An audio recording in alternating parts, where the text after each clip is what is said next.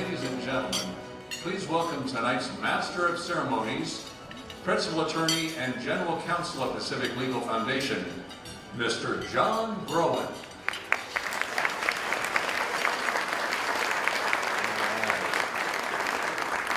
Good evening, everyone. What a great night to be here. Can you feel it? Can you feel the excitement? Can you feel the buzz in the air? That's because of these kinds of victories. That's the feeling of success. That's the feeling of significant accomplishment. And that's what has been happening at Pacific Legal Foundation this year. Tonight, we are celebrating our friends and heroes.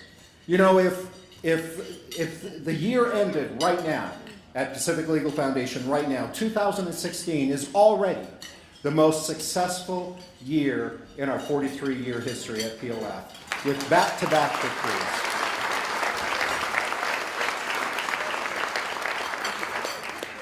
And not just the Supreme Court, scores of other victories in the lower courts that make the difference as we implement those victories at the Supreme Court and spread the impact of those rulings around the country. While it's very important to celebrate our successes, and we will do that tonight, we will celebrate our successes, it is also very important to look forward, to look to the future, because we cannot stop here. We have to keep working to defend and secure our individual liberties and constitutional rights. So you're going to hear more about looking forward a little bit later in the program. Tonight's theme, friends and heroes. That speaks to the unique strength that PLF possesses. Throughout our 43 years of litigating in defense of constitutional principles, we have been blessed with skilled and passionate attorneys. It takes attorneys on the team who know the law inside and out to pursue these cases. But it's not just attorneys. We are also guided at PLF by our founding fathers, and also the founding documents, the founding principles that make up this country. That's critical to what we do, having the correct principles in our litigation. We also have a dedicated board, and I served for 2 years on our board of trustees. I know firsthand the dedication and the guidance that they bring to our foundation. But skilled attorneys, guiding principles, founding documents, and a dedicated board, all of those things, they're not enough. They are not enough to sustain an organization like Pacific Legal Foundation. What we rely upon to keep this effort going are our friends and our heroes. That's all of you. That is all of you.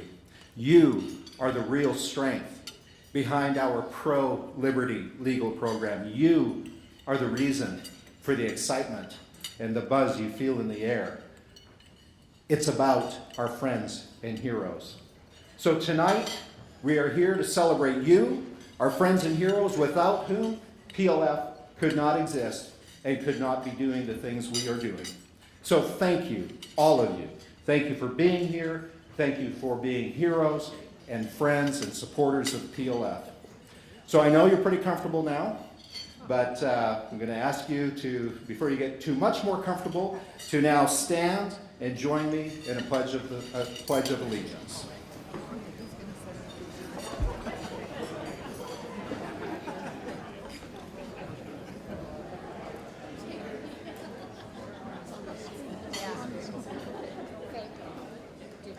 I pledge allegiance to the flag of the United States of America and to the republic for which it stands, one nation, under God, indivisible, with liberty and justice for all.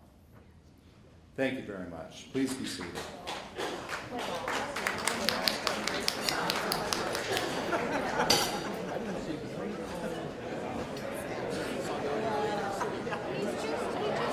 It is my pleasure tonight to also introduce you to some special guests. As I mentioned, I'm in a unique position as a former Pacific Legal Foundation trustee, and I really do know what it means to be a trustee of this organization. And our Board of Trustees consists of some of America's most respected and successful leaders in the legal and business communities. And we are very, very grateful for their guidance and vision. We had a meeting today, lasted a long time on a Saturday on a beautiful San Francisco day, but that's what our Board of Trustees is all about. In all, we have 22 trustees, and their names are on the screen. You can see them there. They're all around the country, and many of them are here tonight for this celebration. And they're led by Greg Evans. He is our board chair. And so I'm going to ask Greg and all of the board to please stand, because we want to recognize and celebrate you as well. Trustees, Greg and everybody.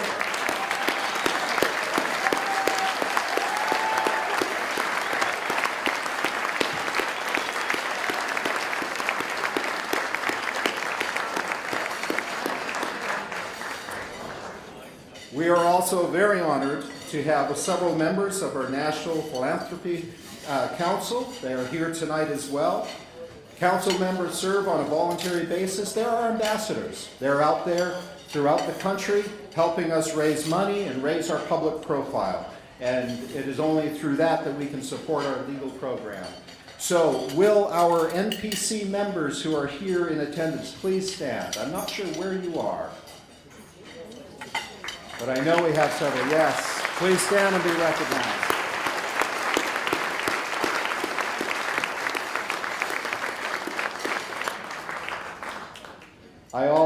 I'm an avid golfer, okay? This is really nice to be here at this place.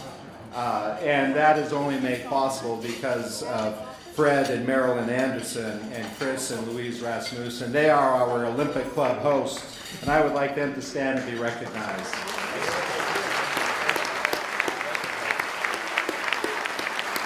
Thank you, Fred and Marilyn and Chris and Louise. We appreciate the opportunity to be here. No PLF event, especially one like this, could possibly be complete without the most principled Americans in the country.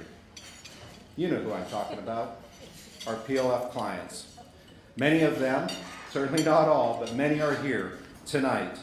And they stand in the face of opposition, in the face of financial and social and political pressure. They stand through that anyway, because they are in it for the principle as well. They are true heroes, our PLF clients.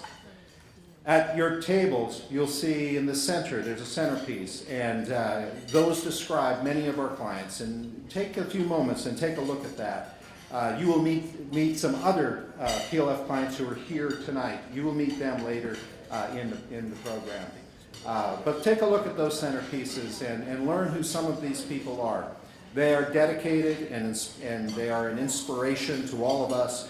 And so join with me and with PLF in recognizing their efforts to protect and secure individual liberty.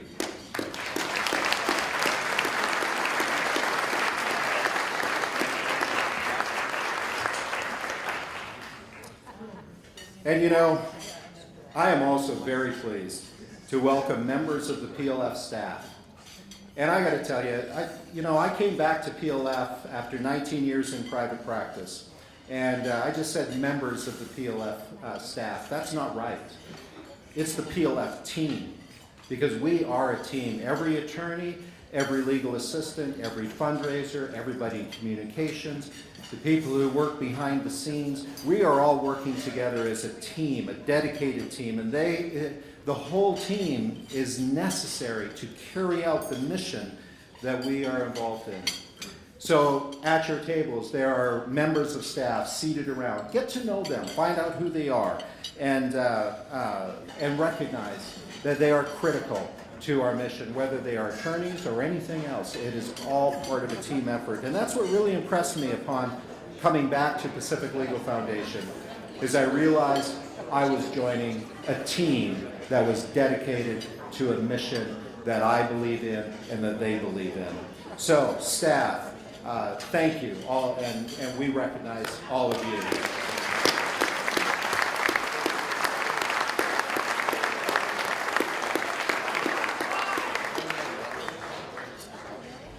You know, it doesn't happen very often, but every now and then there is a changing of the guard. And that is happening now. Many of you know that for 41 years, my friend, Rob Rivet, has been part of the fabric of our team, our family, at this great organization. And as you know, he retired earlier this year after serving 8 years as our president and CEO. And so tonight, I am very pleased to also welcome Rob Rivet and his wife, Barbara. Where are you, Rob? Please stand. Please stand and be recognized.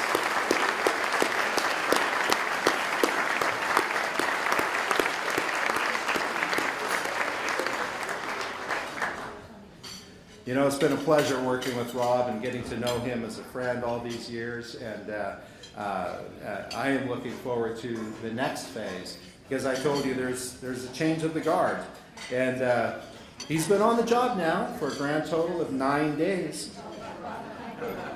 9 days, but I can assure you, his career is marked with a devotion to the founding principles of this nation. He's an experienced attorney, a national advocate for property rights, and you'll see his face on the screen. He is Steven Anderson, our new president and CEO.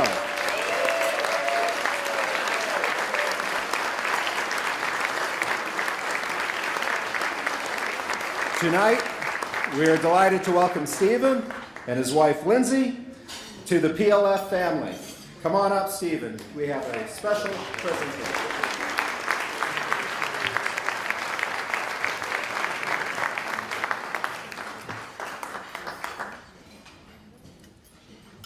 Good evening, everyone. If you're like me, you grew up with heroes. For people born in the 1980s, or not born in the 1980s, but grew up in the 1980s, your heroes were things like G.I. Joe, who fought against Cobra Command, who wanted to take over the world. You loved the Autobots, who fought the Decepticons, who were evil and trying to destroy the world. Or and this is kind of reflective of my parents who let me watch too much television, you liked Alex P. Keaton on Family Ties, because his big hero was, well, one of PLF's great heroes. Former governor of California, who inspired the founding of PLF, Ronald Reagan.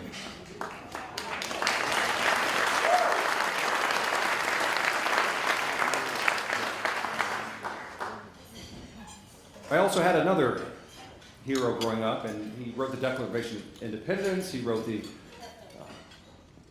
statute for religious freedom in Virginia, but what he's most known for in my mind is he's the founder of my alma mater, my wife's alma mater, and this is for Joe Willis, who's a big University of Oregon fan. Our two teams are, I believe, right now about to kick off up in Eugene in a pitched battle that will unfortunately go the Ducks' way. Tonight we honor two very special heroes to PLF. People who have had a significant and lasting impact on what has happened in our courts. As my first official act as President and CEO, it's my privilege to present PLF's Foundation of Freedom Award. Now, the whole reason I am even in the public interest movement, the whole reason that I came to PLF is because of my passion for property rights. And that's what this award represents, is a passion for property rights. It's two people who inspired us, inspired the nation for what they were fighting for and what they believed in. Ladies and gentlemen, please welcome to the stage our friend, our hero, Paula Uccelli.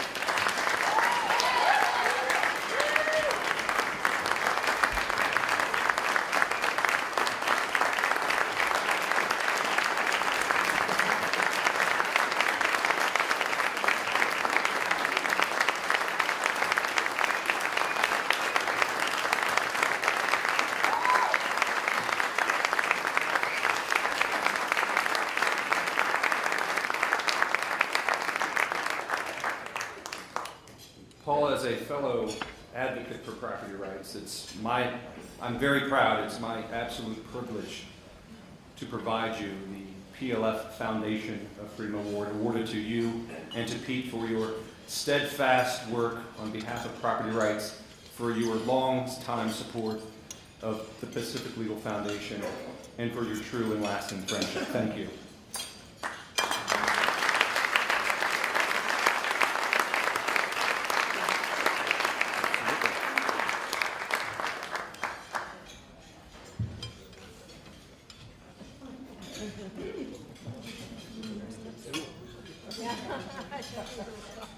Let's continue eating. It's going to be about 2 or 3 hours.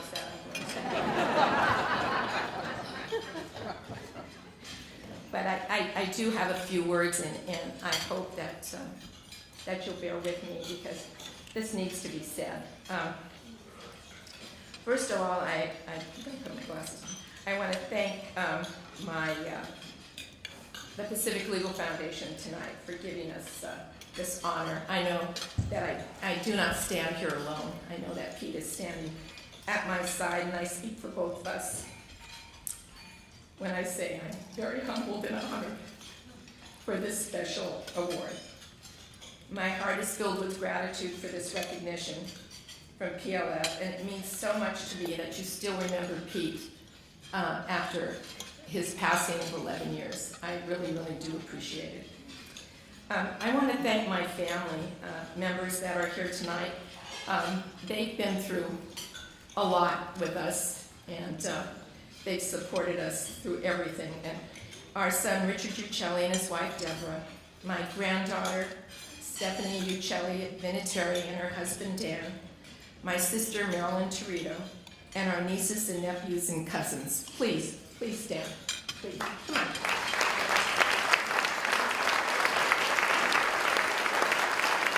Please.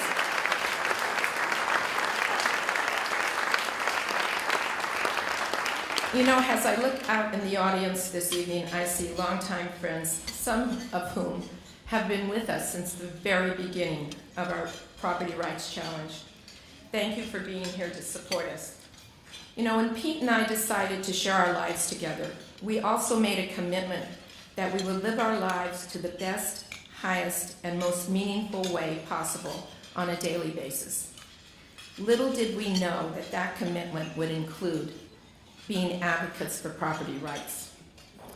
In the early 1950s, my husband purchased 26 acres of reclaimed wasteland on the San Francisco Bay in Redwood City, California, located on the San Francisco Bay. There had been 18 previous owners of the land, including the Hearst family. The state of California had previously reclaimed this wasteland in the 1800s, and there were patent deeds that had been issued for private use. You hear this, private use. The state wanted to put the land to productive use, and my husband purchased it with the intent of building a marina. There was a group of boaters who did not have a place nearby to dock their boats, so Pete found a need and started to fill it. Many people, like you heard on the video, called him Crazy Pete for buying the wasteland, but he had a vision, and when he was finished with the project, he named it Pete's Harbor, a marina that would eventually birth 280 boats. He also built a restaurant that seated 325 people, and it offered breakfast, lunch, and dinner 7 days a week. It was named Harbor House Restaurant. We eventually added a boatyard, RV storage, container storage to the services we offered. Pete's Harbor became a recreational destination for multi-generations of families, and business professionals along the San Francisco Peninsula. Together, we continued to build Pete's Harbor into a successful business. We were so proud that our business would eventually provide financial resources that we could pass on to our family.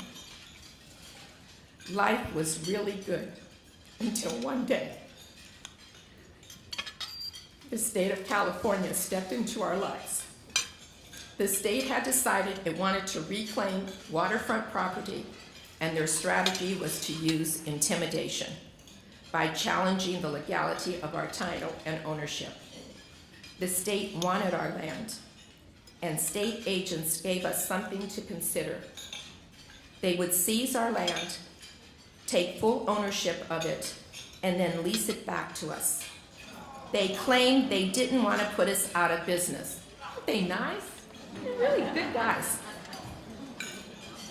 Originally, the property was wasteland, but now it was fully developed.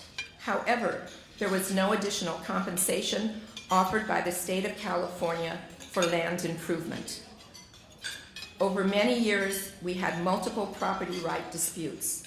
The State of California Commission, the San Francisco Bay Conservation and Development Commission, also known as BCDC, the Army Corps of Engineers, as well as other agencies with various jurisdictions over the waterfront.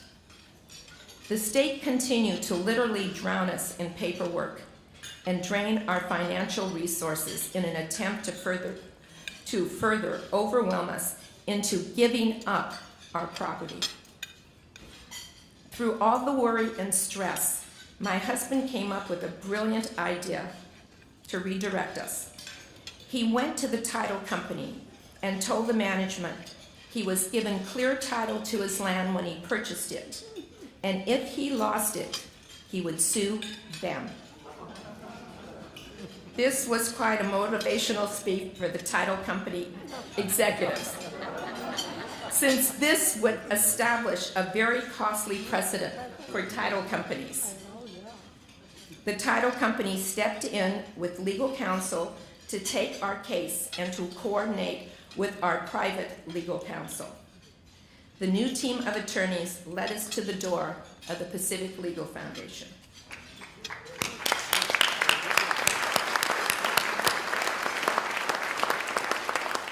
Since we already had legal representation from the title company, we did not qualify for PLF to take our case.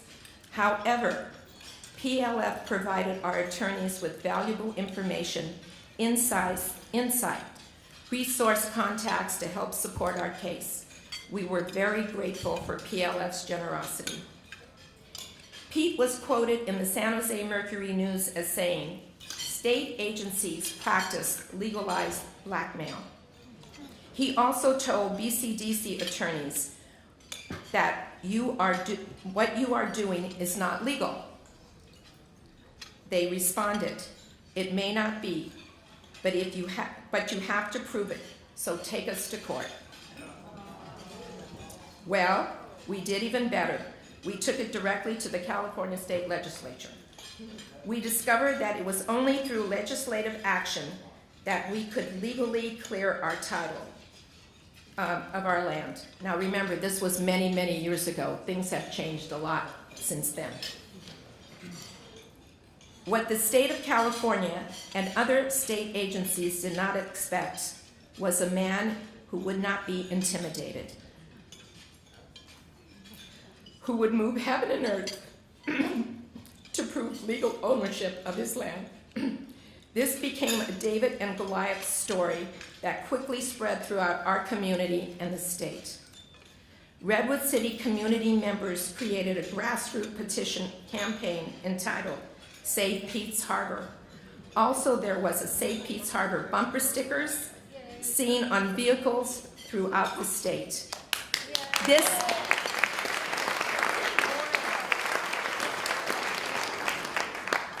And a matter of fact, the great-granddaughter of the gentleman who started this, Rick Richardson, Jerry Dane, she's here tonight. Jerry, where are you?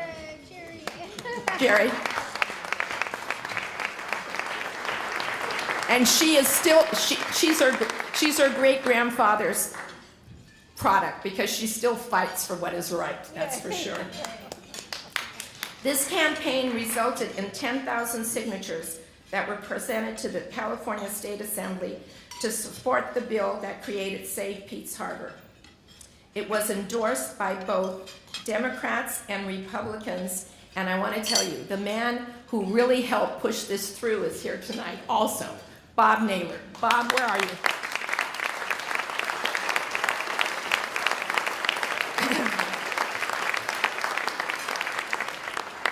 and it was later signed by the governor. This victory gave us a temporary rest, but eventually state agencies were finding new ways to challenge us over our property rights. Pete and I had a vision for our land. We wanted to someday convert the property into a residential development and marina where people could live by the water, enjoy boating activities on the bay, and there would be a pathway and recreational access for the general public. We were introduced to a developer, Paul Powers, with the Paul's Corporation located in Denver, Colorado.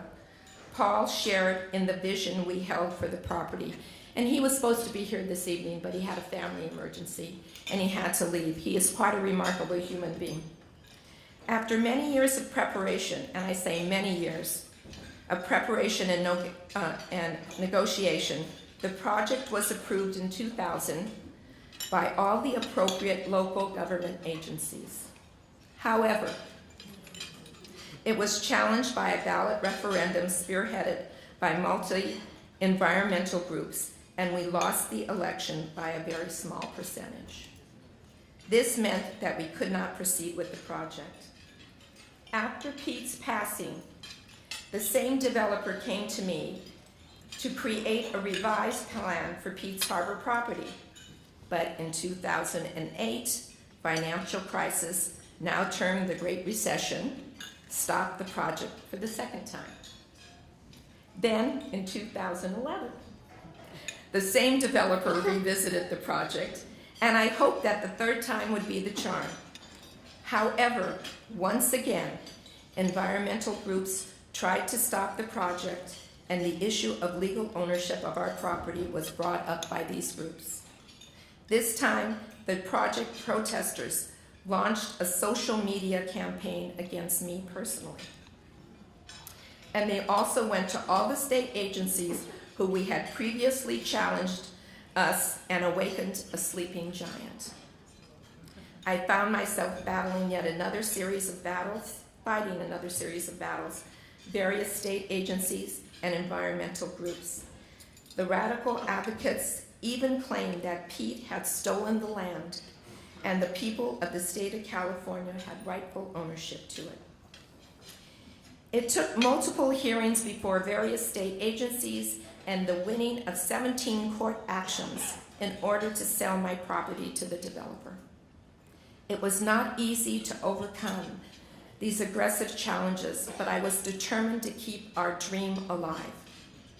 The Pete's Harbor property was finally sold in April 2014, and the residential development is now in progress.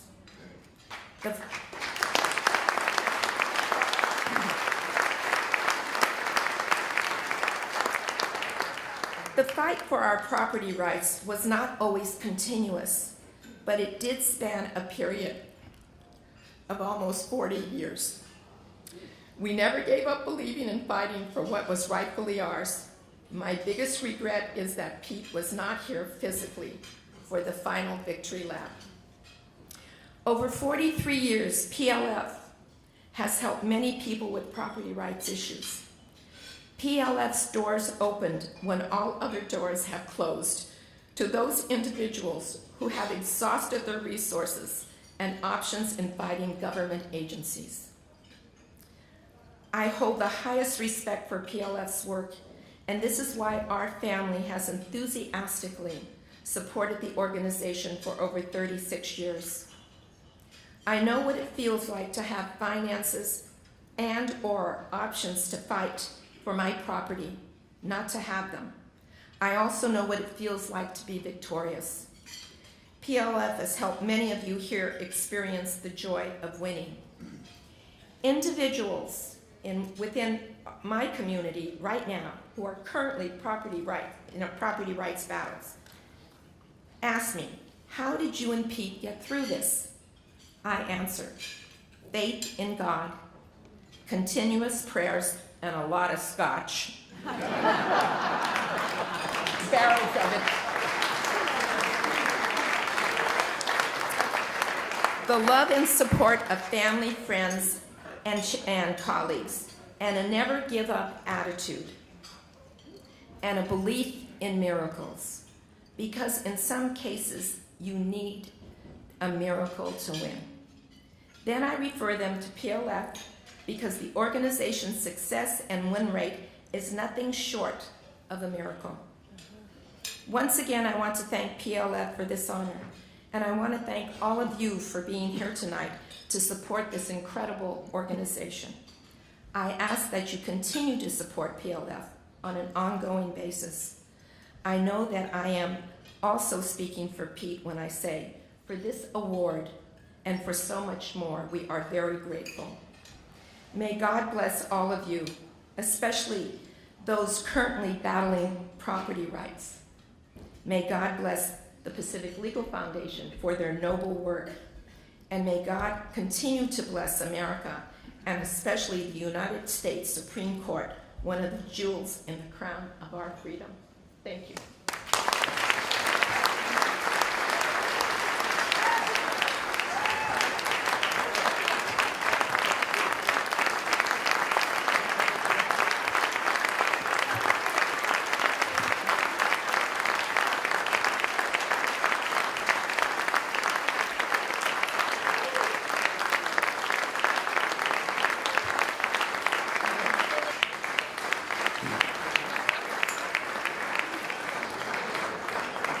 What a true champion we have for liberty in Ed Meese, a hero for the pro-liberty movement.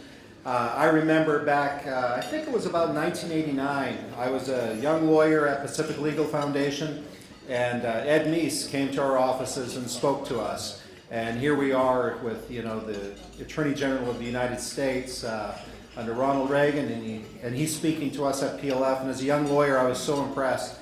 And he made that impression on me. And now here we are in 2016, and Ed Meese is continuing to do with passion what he did with passion then, and that is defend our liberties and constitutional rights. That's who Ed Meese is. And I really encourage you, next Saturday on Constitution Day, September 17th, next Saturday, you will be able to see more of that interview. That's just an excerpt of a longer interview with Ed Meese. And I really encourage you to view that. He stressed, read your constitutions. Well, on your table, you have the Constitution. Take those with you. Read it. And if you want some more, let a staff member know. We will mail you some more so you can spread them to your friends and neighbors. So if you need extra copies, don't hesitate to ask for it. Our venue here at the Olympic Club at Lakeside, it has a long and proud history as a place with some incredible golf tournaments. And these tournaments, things like the U.S. Open, they're marked by challenge. As an addicted but bogey golfer, I get it about the challenge of golf. These tournaments are nail-biting anxiety, and then it ends with unbridled exuberance as there is a winner. And I think that's a lot like PLF. It's an incredible challenge, and you work at it. Along the way, there's amazing anxiety as you're wondering, how is the U.S. Supreme Court going to rule on this next case? And then at the end, you want that incredible exuberance with a victory. So to all of you golfers out there, you know that you're standing in a very special place, as a place that has hosted, I believe it's 4 U.S. Opens and also U.S. Amateur Championships. The best golfers in the world have walked those fairways and putted on those greens. And so I think it's a very fitting venue to have a celebration like this as we celebrate our clients and the legal victories. So to hear from some of our clients now, we have some attorneys here and we have some clients here. And in addition, you will see on your table you have the program. And if you open that up, it's the blue one, you will see our leaderboard of several of our 2016 victories. They're featured there so you can read about them, and I encourage you to review those successes. And those successes are only made possible by all of you. So you have had a phenomenal year. And it really is an amazing thing to be at this point in the year and see that we have 2 Supreme Court victories already under our belt. So, that big win, United States Army Corps of Engineers versus Hawks Company, PLF's 8th consecutive victory at the United States Supreme Court. Our client, Kevin Pearce, is here tonight with his 2 sons, Cody and Kyle. And also with them is PLF Principal Attorney Reed Hopper. I would like to invite you up, Reed and Kevin. Good evening. My name is Reed Hopper, and this is Kevin Pearce behind me.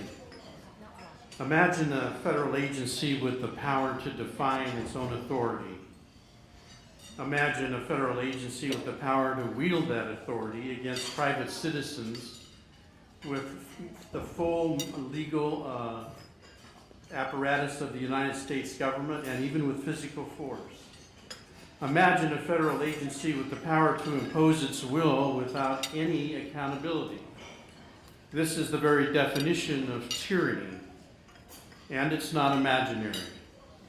Under the auspices of the Clean Water Act, the U.S. Army Corps of Engineers and the Environmental Protection Agency claim that they can control the use of virtually all waters and much of the land throughout the nation. For more than 40 years, these agencies have been free to federalize private property without having to defend their illegal land grab in a court of law. But that all changed when PLF took on the case of Corps of Engineers versus Hawks Company.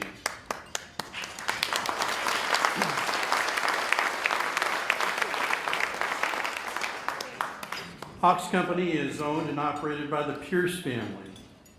The company produces peat moss for landscaping. To expand their business, the Pearce family purchased property, particularly some peat bogs in Minnesota, to harvest. To expand their business, they relied on these peat bogs to produce the product that they were intending to sell.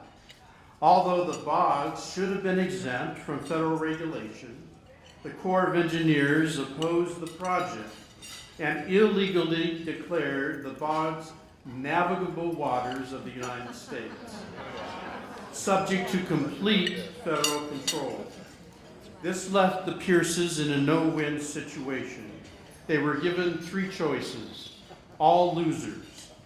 Number 1, they could seek a federal permit to use the site at a cost of more than $300,000, which Corps officials said would never be granted. Number 2, they could abandon all use of the land at ruinous cost. Or number 3, they could go ahead and harvest peat on the site and face civil penalties of $37,500 a day and criminal prosecution. Rather than yield to this government abuse, these heroes decided to fight back. The Pearce family sought redress in a court of law, and therein lay the rub. Until a Hawks case, the courts had universally held that a landowner did not have the right to directly challenge the Corps or EPA when they declared private property subject to federal control under the Clean Water Act.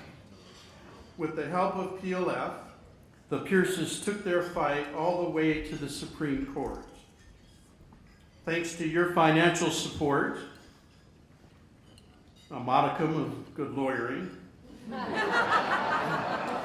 and the steadfastness of the Pearce family, the High Court ruled unanimously that the Hawks Company was entitled to its day in court.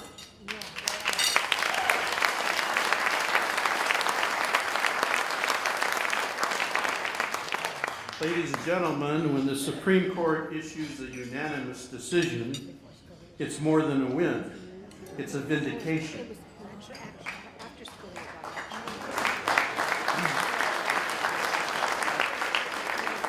What does this case mean?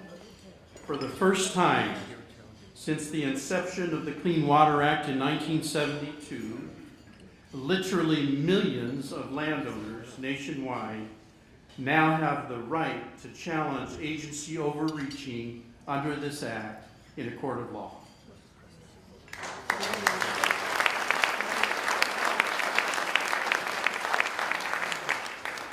Ladies and gentlemen, I'm proud to present to you Kevin Pearce, who represents the Pearce family and the Hawks Company. He is one of the heroes we honor tonight. Kevin?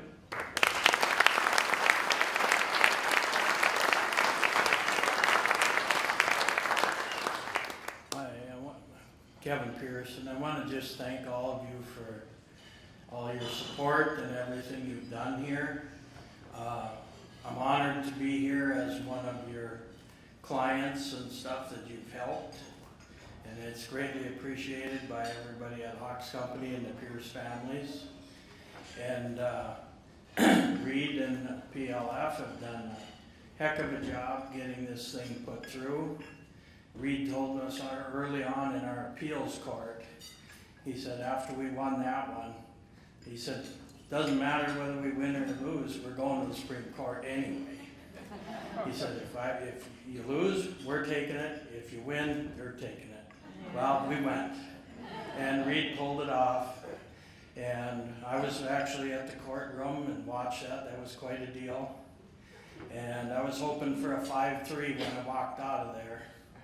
And it came out real special at an 8-0, where there was absolutely no question that we, the people, are the winner, and that Reed done a job that nobody could question. And there again, I thank you guys for your support, because you're the heroes in this room for helping us get there, because we couldn't have done it without you. Thank you.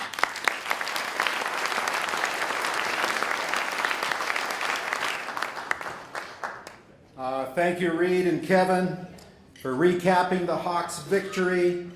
But I also want to mention, 1 week after the Hawks' victory, we have another PLF case, Army Corps of Engineer versus Kent Recycling. It had been pending at the United States Supreme Court for over a year.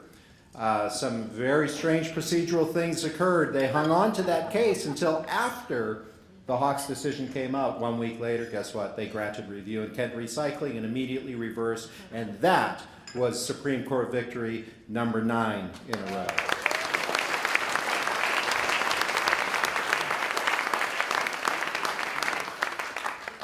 You know, there's another very, I think, interesting victory this year in a case called Burns versus Tahoe Regional Planning Agency. We were talking about it a little bit at our table earlier. The TRPA, Tahoe Regional Planning Agency, probably comes in a close second, right behind the California Coastal Commission for disregard of property rights. Well, we can report tonight that we've put TPRA on a bit of a short leash. I'm going to give you a quick constitutional lesson here to set up what this case was all about. When you talk about government regulation, what we're talking about is, on one hand, over here you have the police power. That's the power of government to regulate private property. And think of it as one constitutional plate. You know, you've got the continents, you've got a continent over here, and you have another continent here. So you have the police power on one side, and on the other side, you have the United States Constitution. And just like two continental plates that collide, there's a place there where there's friction and there's heat. And the same thing happens when we're talking about law. You have the police power over here, the power of government to regulate your property. And then you have the Constitution over here, and it's to balance that power, and they have to meet, and there has to be balance. But where they meet, where those two great powers collide, or where those continental plates collide, that's the point of friction. That's where the conflict occurs. That's where the heat is. Ladies and gentlemen, it's at that point where the government power to regulate and the restraint on the government power through the Constitution, it's at that point where they collide. That's where the cases come from. And that's where PLF lives and works every day, at that point of the collision between the power of government and the protection of the people in the Constitution. That's where these cases come from. And so when you think about the police power, I go back to Justice Holmes, and I just pulled out of my pocket my copy of the Constitution. These ones are on the table. This one's really worn, and I've got notes all through it. And one of them is a quote from Justice Holmes, 1922, in a case called Pennsylvania Coal versus Mahone. And this quote is talking about how the police power and the Constitution, how they coexist, but there has to be balance. Listen to what he wrote. This is in 1922, okay? When this seemingly absolute protection of private property, the Constitution, is found to be qualified by the police power, the natural tendency of human nature is to extend the qualification, the police power, more and more until at last private property disappears. You see, we have to maintain that balance, because if we don't have the Constitution be enforced by the courts, the natural tendency is to expand the police power more and more until at last private property disappears. 1922, folks. It's now 2016. Have we seen that happening? Of course. That's why PLF exists, to protect that constitutional balance that must exist. And so the Burns case against the Tahoe Regional Planning Agency. What happened there is we have a family, Ray and Teresa. They couldn't be here tonight due to some medical issues, and they bought a parcel up at Tahoe, 1/3 acre. It had had a house on it for 30 years. That house burned down in the Angora fire, and they bought the property and wanted to build another house there. This is property that is on a paved arterial road, curb, and gutter. It's got public sewer, power, telephone, electric service. There's homes all around this property. It's 8 miles from Lake Tahoe, and between the lake and this property is a hill and a whole lot of development in the city of South Lake Tahoe. But it turns out that, well, there's a small stream running through it, and TRPA declared that the entire property with its buffer was a sensitive area, a stream environment zone. And so they said, well, we don't care that there had been a house on this property for 30 years and that there's houses all around. We're denying your permit. And so they said, no, you cannot do anything. And the Burns found PLF, and we took a look at it and we said, that's a taking of private property. Now, how does this relate to the police power and the Constitution? It's very simple. We anticipated at PLF that the defense that TRPA would use in the litigation, they would draw on some Ninth Circuit decisions, and they would argue that, well, the Burns family, they could have no reasonable expectation of being able to do anything with this property because, you see, we, the government, have been regulating this and precluding people from using their property up at Lake Tahoe for years now. So how could they possibly think that they have a property right to build a house on this property? Because why? They've been regulating so much through the police power for years and years that in their mind, private property disappeared, extended more and more. So we brought the lawsuit, and I'm very pleased to report that as a result of that lawsuit, TRPA gave up, abandoned that defense, and the Burns are able to secure their permit and move forward.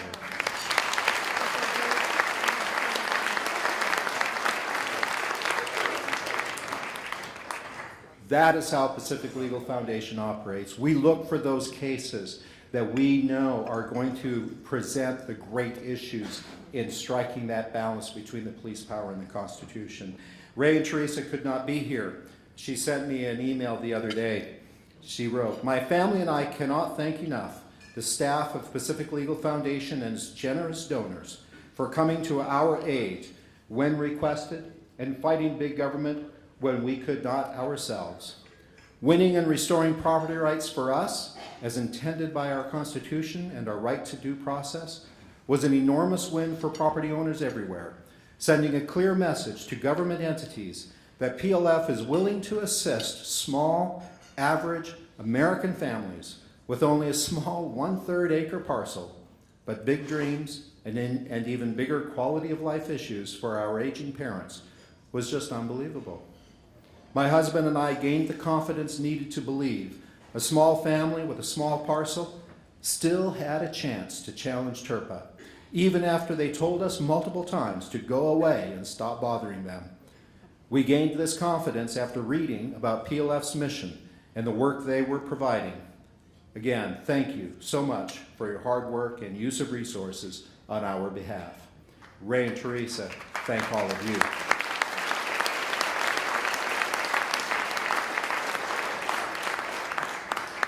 And as we thank you, I want to recognize our Founders Club. We have founders here tonight who have been giving to PLF for over 20 years. And all of you who are members of our Founders Club, could you please stand and be acknowledged as part of our team, our friends and heroes.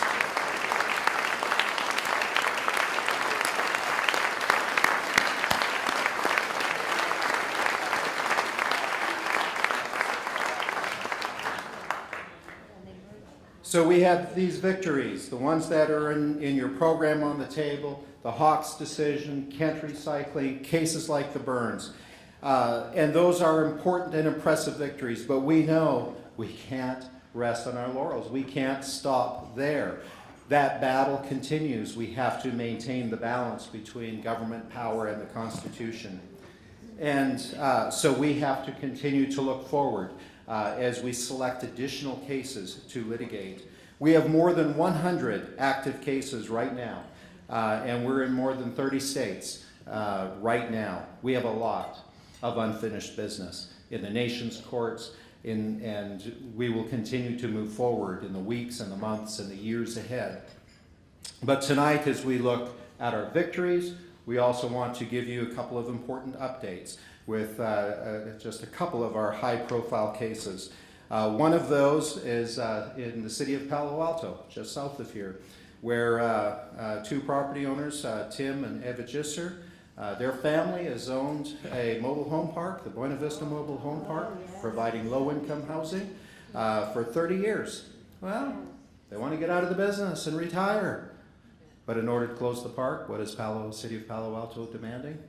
That they pay $8 million to be able to close their business, to be able to finance the relocation of the people that they've been providing housing to. That's not fair. Why do they have a low-income housing issue in Palo Alto? Because of government restrictions. $8 million, folks. That is unreasonable and unconstitutional. That case is now pending at the Ninth Circuit Court of Appeals, and don't be surprised if in a year or two you're hearing about that case being at the United States Supreme Court. Always looking forward, ladies and gentlemen, strategic litigation, looking forward to maintain and secure our constitutional rights.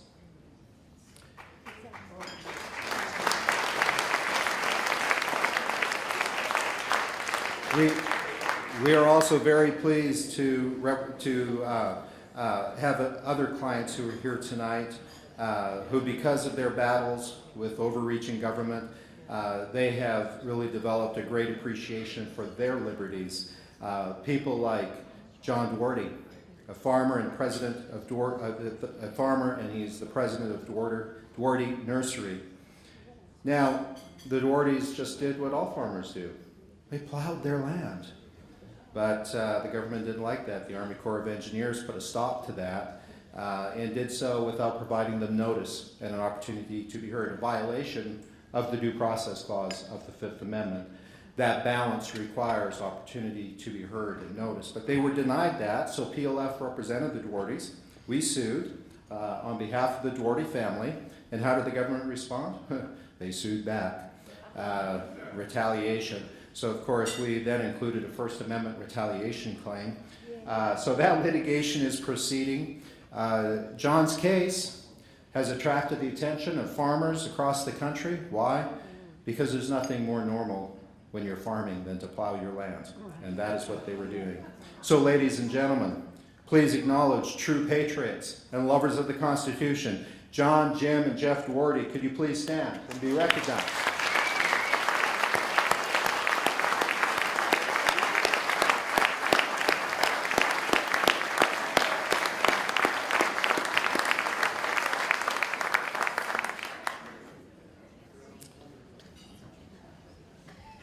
And at this point, we have another high-profile case that's getting a lot of attention across the country because it involves a terrible injustice for a family in St. Louis. Please welcome to the stage PLF Principal Attorney Joshua Thompson and Lashika White, her husband Dominic, and their son Edmund Jr.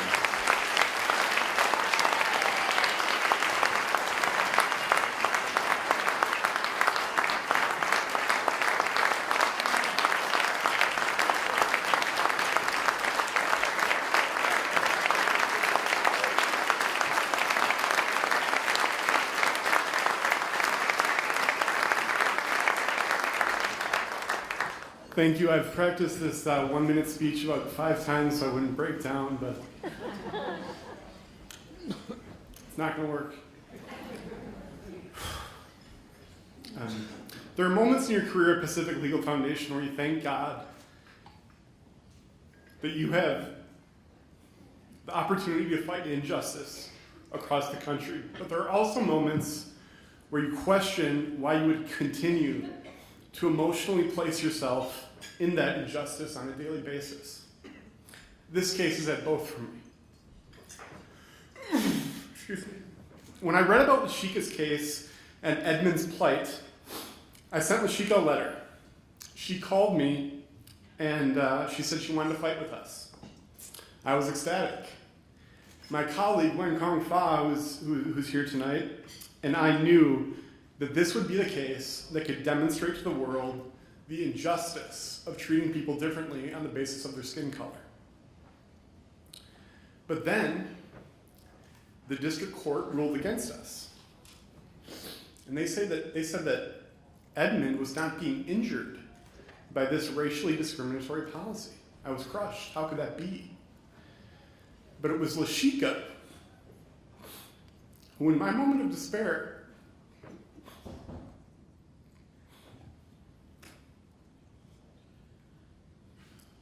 when it was her son, who would not be able to attend the only school he has ever known, lifted me up.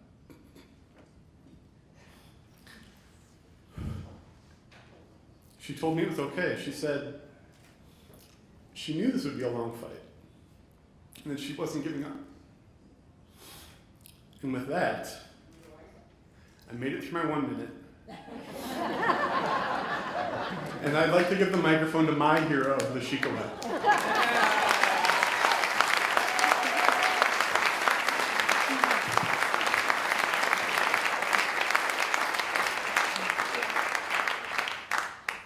Well, first we want to thank the Pacific Legal Foundation for supporting my family during this time. And honestly, Josh, he saved us. It's so crazy because the day that I got that letter, I told my husband, I said, we need someone to fight this case that's not from here because nobody wants to change this. Do you know not one single lawyer in our city wanted to help us? Not one. And I come home, I'm upset. And when you're a mother and someone's telling you you can't do something because of how you were born, it's unacceptable. And I come home, I'm mad. What can I do? And so when I get this letter to say my son can't continue to go to his school, I start a petition. And the school phone was ringing off the hook after I started this petition.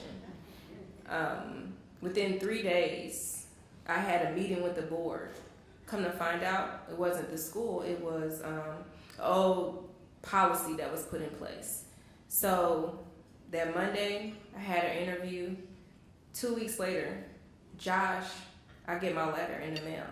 And I said, this needs national attention. Like, this is just crazy to me. And so maybe 7 days after it first aired, we were on CNN. So can you imagine my phone is ringing, people are calling. Is this real? Like, no, I'm just on TV just saying this.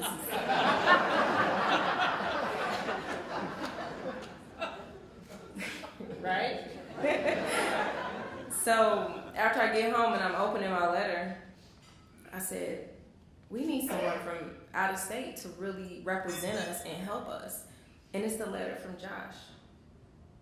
When I say I feel so humble and blessed because he didn't have to reach out to me.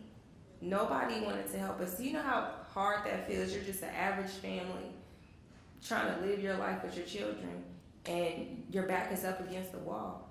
And I tell people all the time, it's just your voice. One voice can be heard. So when Josh told me that we lost that, yeah, we may have lost this one, but this isn't over. This is not over. So with people like you in place, you can help us fight our battle to where we're gonna win this war. They mess with the wrong mama.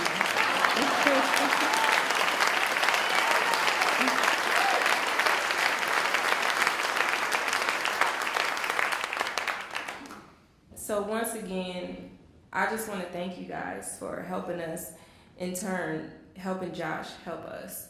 We really appreciate it. Without you, this would not be possible whatsoever. And so hopefully, I told Josh we're going to take it to the Supreme Court because they're not trying to change the policy.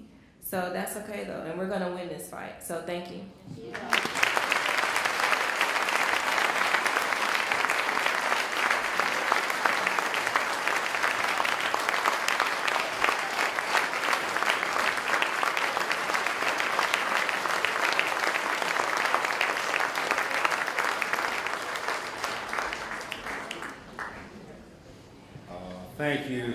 Thank you, Joshua, Lashika, Dominic, and Edmund.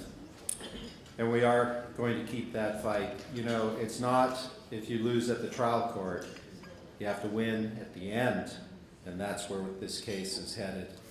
And we will continue and not rest until Edmund's rights and the rights of everyone everywhere to live in a country where skin color does not dictate your future, where those rights are safe, secure, and strong. And that is what we are seeking with this case.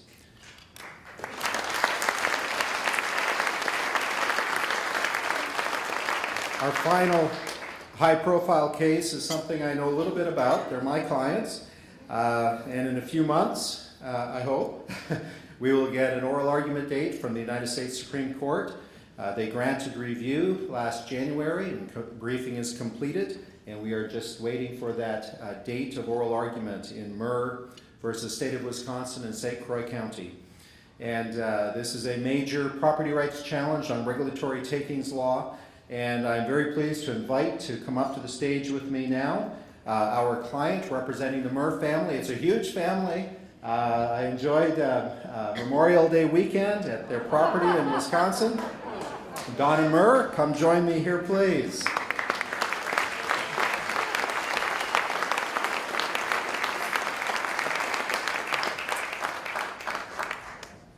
Now, this is pending before the U.S. Supreme Court, and it's a regulatory takings case. And in regulatory takings law, we are often battling over the economic impact of government regulation.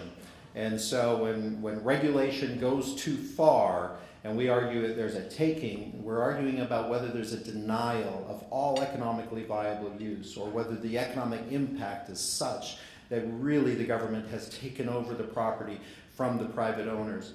And so when you understand that that's what a regulatory taking is, you're looking at the economic impact on the property, well, the government has an incentive to define the property as broadly as they can, to dilute the economic impact of the government action. And on the landowner's side, you want to have the property that is being taken defined as small as you can, so that the economic impact is focused on the impact of that regulation itself, on that more specific property. So there's always a battle in these regulatory takings cases on defining the relevant parcel of property. Is it this large parcel, or is it, you know, a smaller subset? And that battle has been waging since 1978. There have been all kinds of cases. The lower courts are split all over the place on this issue. And in Donna and her family's case, they bought a parcel of property, the parents did, way back in 1960, and built a cabin on it on the St. Croix River. And it was a beautiful place, and so 3 years later, the parents decided, you know, we think values are going to go up. And so they bought the adjacent parcel right next door as an investment, and they hung on to it. And the property was used by the family, enjoyed it over the summers and holidays and birthdays and all kinds of things like that. Always enjoying the property that they built the cabin on. And next door, just left vacant, was the investment property. Now, of course, they paid their taxes as a property that could be developed and all of that. And eventually, the property was passed on to the children, to Donna and to her brothers and sisters. And in 2004, they decided it was time to fix up what is now the old cabin. And they went into the government and they started to inquire about how to get their permits, and they revealed that they were going to sell the investment parcel exactly as their parents had planned. And they would sell that parcel to reap the profits of the investment and use those profits to pay to revamp the cabin. That was their source of money to be able to do this for the family. Well, the government said, well, that's a fine idea, but we're not going to let you sell that property over there unless you also sell with it the cabin property. You see, rules that they decided had changed. They obviously felt that was a taking of their property. The investment property is a separate, discrete parcel, purchased at a different time for different purposes and held separately, and taxes paid separately on it for all that time. How could government do that? So they brought their takings claim. And the government argued, and successfully argued, to the Wisconsin Court of Appeal in an unpublished decision, unanimous, no dissent. The Wisconsin Court of Appeal said, your parcel as a whole is not just the investment parcel, but it's both parcels, because here in Wisconsin we have a rule that says that for a regulatory taking, if you have adjacent commonly owned parcels, we're going to treat them as one parcel. And so guess what? Since you have now two parcels and you have a cabin on one, that means we're not going to pay you for the other parcel because you still have some economic use. You're not denied all economically viable use of your two parcels combined. So because you own one parcel, you get no compensation for your other. How does that grab you, folks? This is what happened to the Murrs. They contacted PLF, and I've been representing Dawn and her family for over a year now. And the Supreme Court granted review, as I said, and we're heading that direction. So,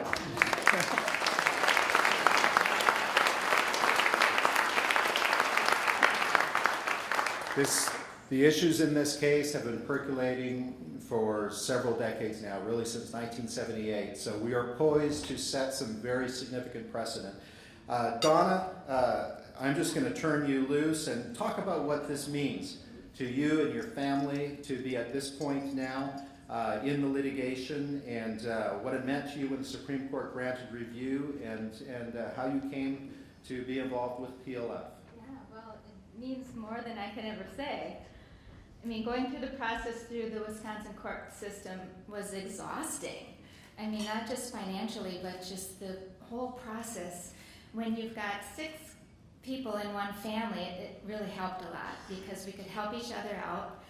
When somebody needed to take a day off of work or what have you to fight the good fight, we were able to do that. But once we got through that long litigation process, we kind of ran out of steam. We ran out of resources. So to have PLF come to our rescue, words can't describe how much it means to us, because we know that the fight must continue and that we're fighting the good fight, not just for my family, but for everyone. And we feel so strongly that our rights have been violated, and we have Pacific Legal Foundation to take us to the next step.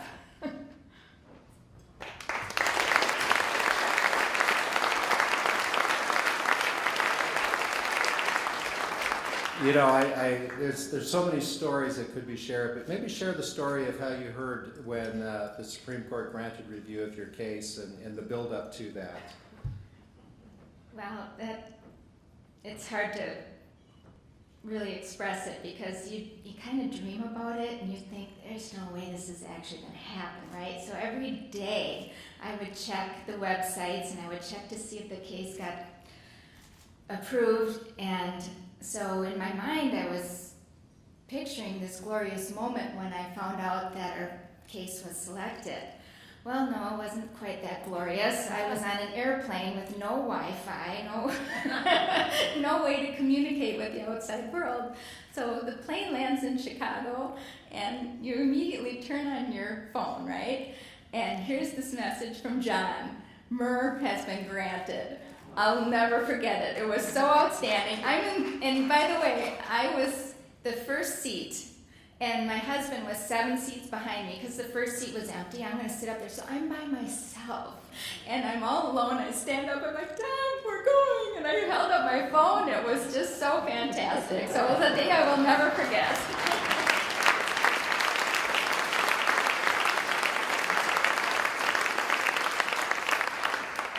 The whole family would love to be here. One in particular is Donna's brother, Michael. Michael teaches high school. He's a civics teacher, teaches U.S. government. And he explained to me and some other people, he said, for years, I always tell my civics students that, students, everybody, any American citizen, their case can go to the United States Supreme Court. The average citizen, the normal family, your case, and he's teaching his students this for years, your case can go to the U.S. Supreme Court. And he said now he can look at them and he says, I was right.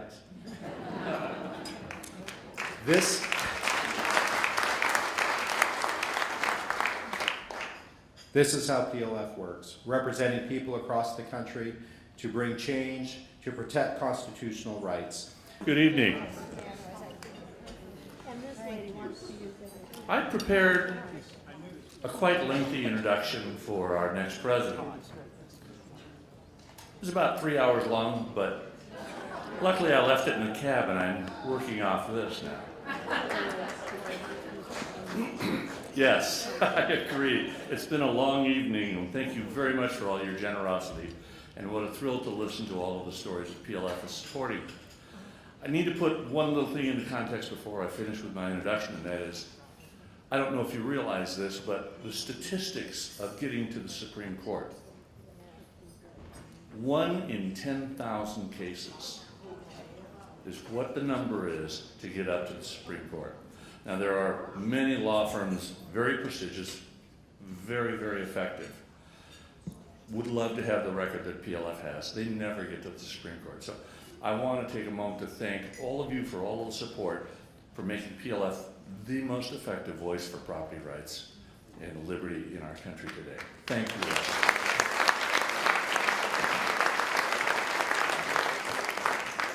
Steven Anderson. We had a long-term employee. Rob Rivet was there for 41 years. I mean, he was our president for 11 of those years, and he did a fabulous job, and thank you for your service. So, as chairman of the Board of Trustees, I was charged with the responsibility of starting the search for his replacement. It was a 9-month search that went from ocean to ocean. We employed the Robert Half organization, which contributed generously to the search, and we appreciate Christine Pettengill. She's not here tonight. She had a family emergency, but we do appreciate the Robert Half organization. So it is with a great deal of pride that I am here tonight to announce to you the adoption or election or the retention of Steven Anderson. He comes from the Institute of Justice, where he has recently served as Executive Vice President and as Chief Financial Officer. I can tell you about his background. He graduated from the University of Virginia with distinction. He finished his legal work, training at Wake Forest University. And as I went through and thought about the speech that I was going to give and tell you all about him, I realized an introduction is a two-way street. So perhaps it would be more effective, Stephen, if I told you about California. He did move from Washington, pulled up stakes, brought his family, and they just settled into Sacramento. So there's a couple of things I think are appropriate that you come to grips with. We have a governor. We fondly refer to our governor as Governor Moonbeam. And not only once, but twice have we elected him to this office. Well, 3 times or 4 times. He's been up a few, well, yes, the repeated offer. We also have a penchant for electing actors. Some good. Some are Viennese bodybuilders. Not sure about that. Now, in California, you're going to notice some things that are probably a little bit different. At the first sign of rain, all sense of driving goes out the window here. But sit through an earthquake and a Californian will not miss a sip of their cappuccino. Lastly, you have 2 young sons. Please don't be surprised when you walk into a very new parent-teacher conference and the teacher has purple hair, a ring in her nose, and goes by the name Flower. Welcome to the goofy state of California. Please join me in extending a very warm California welcome to our new president, Steven Anderson.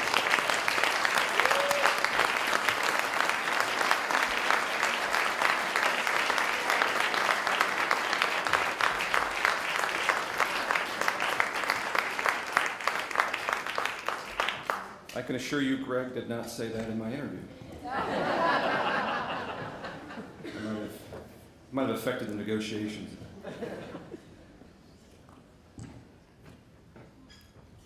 What keeps you awake at night? What makes you shake your head as you read the news? What is it that gnaws at you that something's just not right? For most of you, rightly, it's the state of this nation. We have strayed far from the promises of our founders, as well as the great promise for freedom this country absolutely still possesses. It's easy to be distracted by the venom that's spilling from the veins of the functionaries, the bureaucrats, the believers, and government knows best. It's easy to be disheartened by the vitriol that makes up the current climate, no matter where we turn. But this, my friends, as our hero Ronald Reagan said on the stump for Barry Goldwater in 1964, this, my friends, is just yet another time for choosing. We concede the field and allow those in power to continue to ratchet their illegitimate hold on our lives. We can stand aside, heads low, and salute as we let pass those whose positions possess no constitutional legitimacy. And we can bow before the government altar, unassailable fealty, obedience, and ultimate defeat. Or we can go a different course.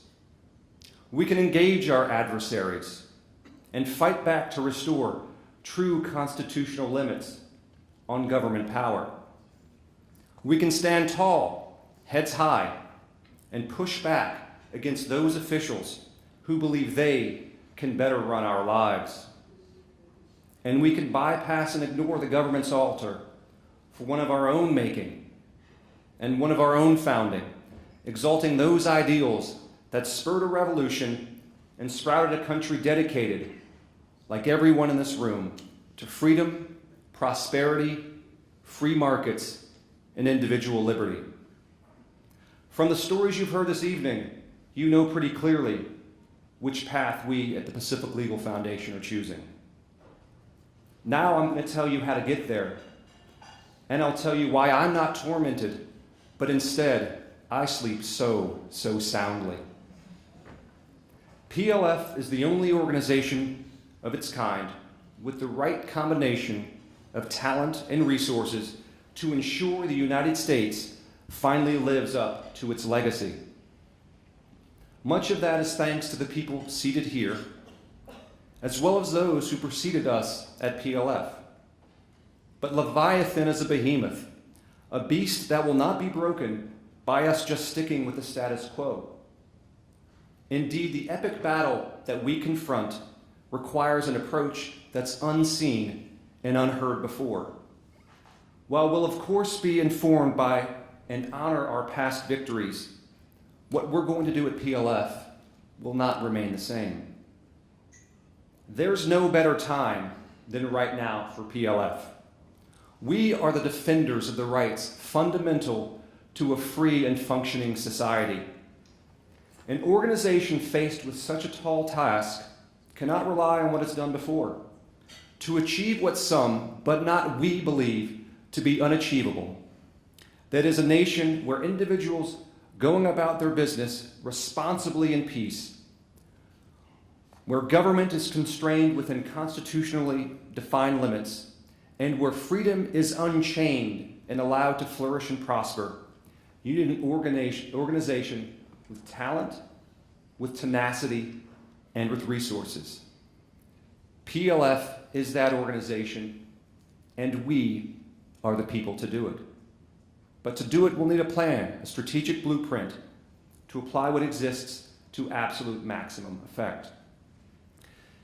We recently formed our PLF 50 Vision Team. It's a subset of folks within the organization who are going to be charged with charting the new course at PLF. And while it's a smaller subset of the organization, every single person at PLF will be part of this conversation. They'll offer their ideas about our institution, and they will chart the course for what we look like when we celebrate. And I tell you now, we will celebrate our 50th anniversary just a few years from now. Of course, many of the changes and improvements that we make will be implemented far before then.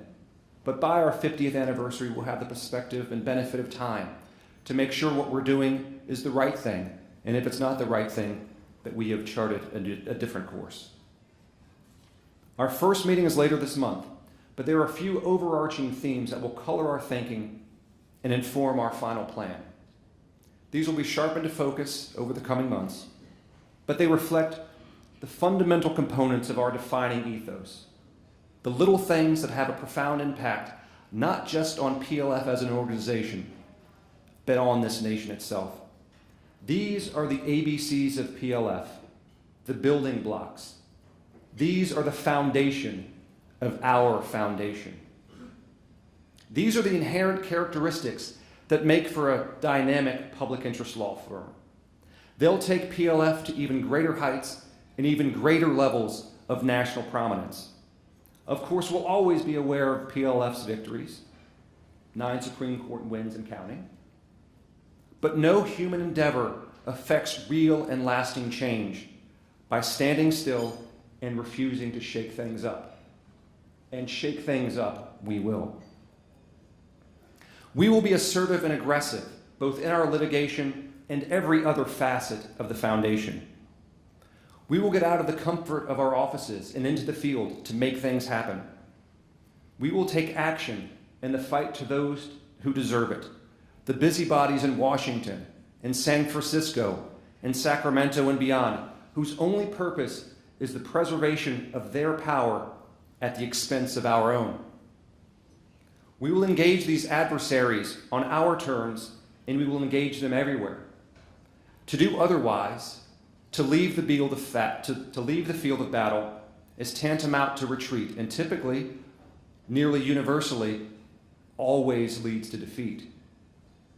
PLF will not be defeated.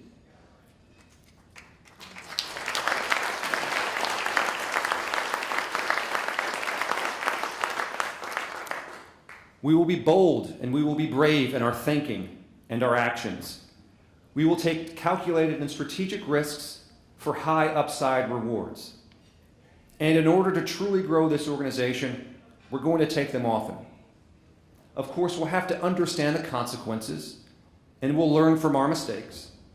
But going the easy way accomplishes little. We can only achieve greatness by challenging ourselves to do those things never seen before. We will be creative. We will out-lawyer the other side by doing the sorts of things that no one's ever thought of in areas of law no one's ever practiced before in ways that no one has ever considered. We are blessed with a deep intellectual bench, a great assemblage of minds, the kinds of people that law firms across the country would be jealous to just have one of. We will mine those minds, uncovering new thoughts and theories, new approaches and angles of attack. That will keep our counterparts on the other side off balance, ready to be finally pushed over the precipice, destroying and devolving their power and fulfilling the promise of our founding. We will evolve and we will innovate. We simply cannot rest on our laurels. The bad guys aren't standing pat, and neither can we. The bureaucrats and functionaries in our crosshairs have developed over time, much like a bacteria. But as the antidote to a metastasizing government, we'll come up with new solutions and new initiatives to maintain the historic momentum that we already have. We will cultivate the talent at Pacific Legal Foundation, and we'll work to attract and retain new talent. During my first conversation with our staff, I made a personal commitment to invest in the personal and professional growth of every single member of our staff. PLF's greatest resource is the people who call it home, and I will make sure that everyone reaches their potential. And I say that emphatically, particularly for the people who think they've already reached it. I will challenge everyone, including myself, to go far beyond what we currently think to be our capabilities. We will do things that make us uncomfortable, but that's the only way to grow.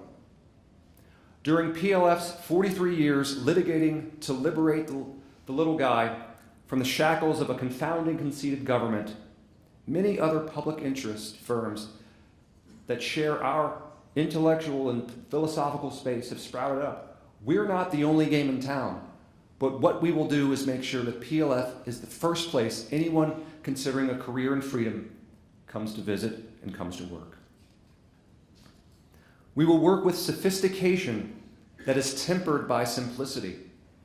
We engage in complex litigation to vindicate the kind of high-minded ideals that we've discussed tonight. But we'll explain our work in the most accessible terms possible so that everyone understands who's affected, what's at stake, and most importantly, that PLF is the solution. It helps no one to be victorious without validation, to vanquish your foe without fanfare. Our wins must be relatable. They must resonate in the most consequential terms, triggering that visceral response that the remedy to what ails this nation is not in some government office, but in our founding documents, which proclaimed and violate the kinds of concepts that PLF works to vindicate every day. The right to property, to economic liberty, to unfettered speech, and to equal treatment regardless of the color of your skin. We will collaborate both within and without the foundation. Collectivism in the form of government power is devastating to individual liberty. Collectivism in the form of collaboration by like-minded individuals is devastating to Leviathan. We will work together at PLF within and across our departments. We'll also look outside of PLF for strategic partnerships with other organizations to exhibit strength in numbers, convey the broad-based support for freedom, and multiply the outlets that showcase our expertise. Now, you may shake your head at some of these partnerships because they're going to be non-traditional. We're not going to look for the usual suspects.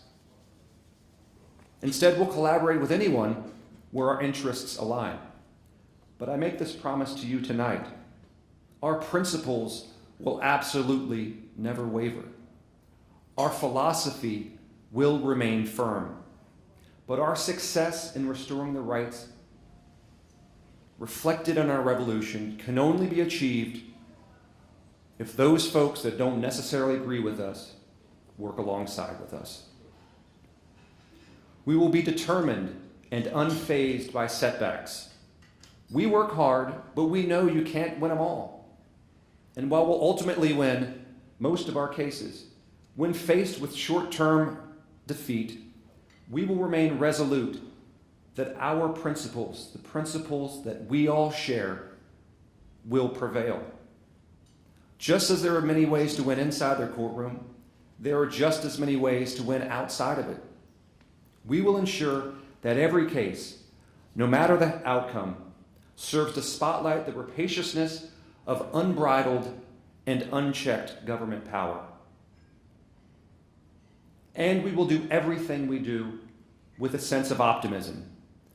We will effectively move forward only if we do our work with a smile on our faces.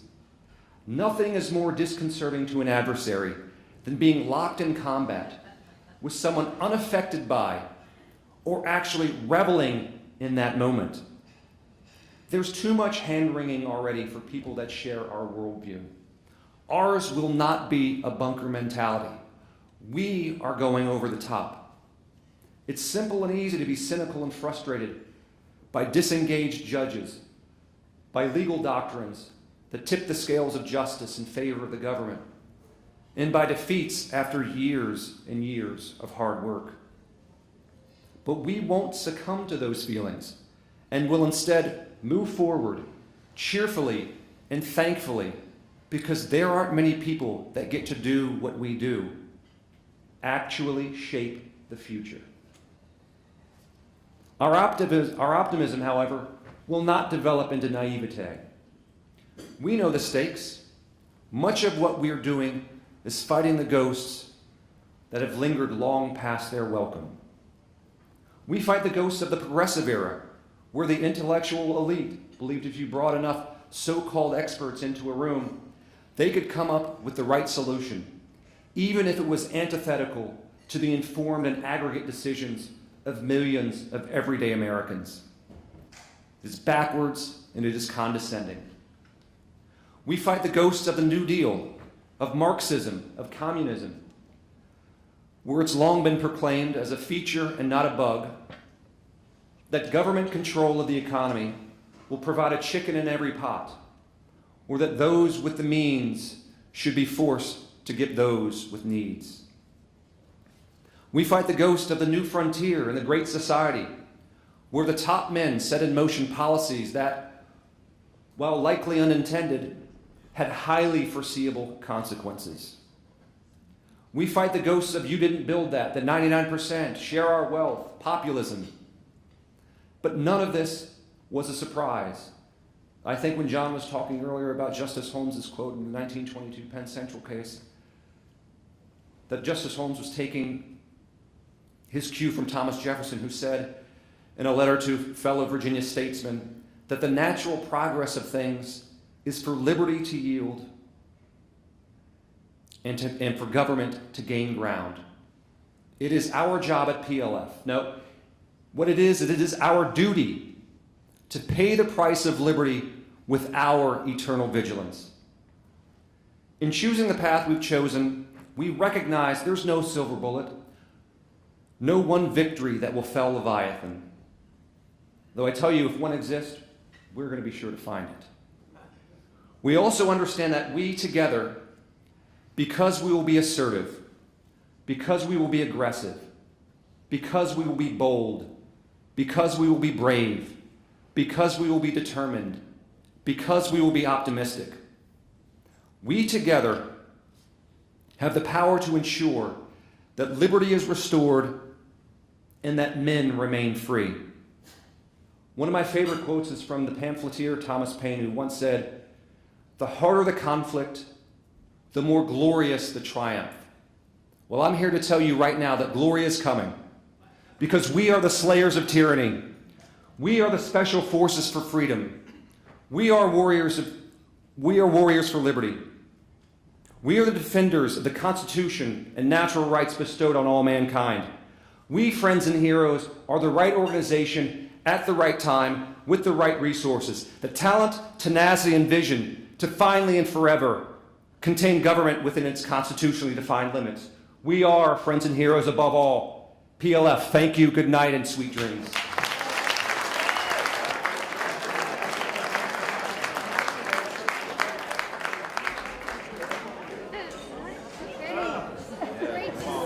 Ladies and gentlemen, thank you, friends and heroes, for celebrating with us tonight. Have a good rest of your evening and drive safe. Thank you all. Good night.